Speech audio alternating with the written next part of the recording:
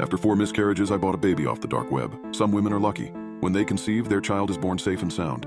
They grow up healthy and happy. They become doctors, lawyers, maybe even the president someday. Some women are not nearly as lucky. They lose a child the first or possibly even the second time. But then they have their lucky day and they're blessed with an addition to their family. I'm neither of these women. I'd never been able to carry a pregnancy to term. 4 times I've conceived. 4 times I've miscarried. It's never easy. I get my hopes up every time. I run to Mitchell with the pregnancy test, grinning and telling him that this is the time. This is the time our family will grow from 2 to 3. The first time my husband spun me around and kissed me several times on the cheek. He did that the second time too. The third time he only smiled. The fourth time the smile didn't reach his eyes. I didn't blame him. I couldn't smile either. Even though hope was attempting to blossom in my heart, I knew I'd never get to hold the life growing in my womb. I threw myself into my garden to distract myself from my pain. Because of this, I have quite a beautiful garden. I grow vegetables of all sorts, carrots, potatoes, a few stalks of corn. I even grew pumpkins last year.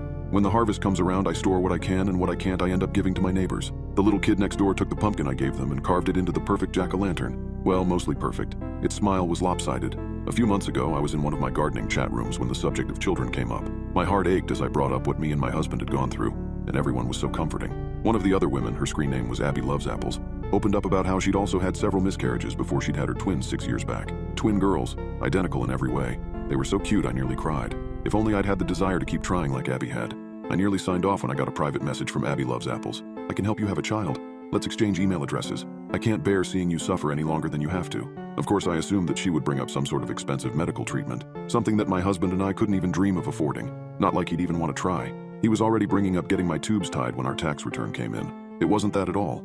Abby sent me a long message about how she'd also given up hope about having children. How her husband had actually left her for another woman because she couldn't give him children. She'd lost all hope and was 2 days away from jumping off a nearby bridge. She'd made plans, wrote out her will, and was finishing up her suicide note when her elderly neighbor came to visit. That woman saved her life. The woman had brought her something to help her womb become as friendly as her garden. She'd given very specific instructions, and Abby followed them to the letter. With luck and a random man she'd picked up off a dating website, Abby became pregnant and gave birth to Ivy and Iris.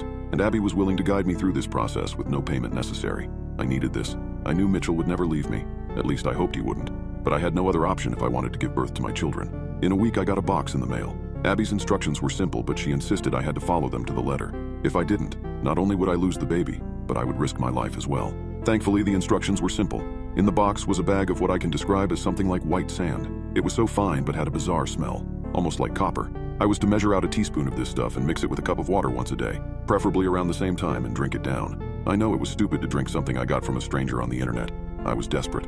And Abby didn't come off as a nutcase. It didn't taste bad, at least. It didn't have much of a taste at all, just left my throat feeling rather grainy and uncomfortable. I was to do this until I became pregnant. It wasn't hard to drag my husband into bed. I didn't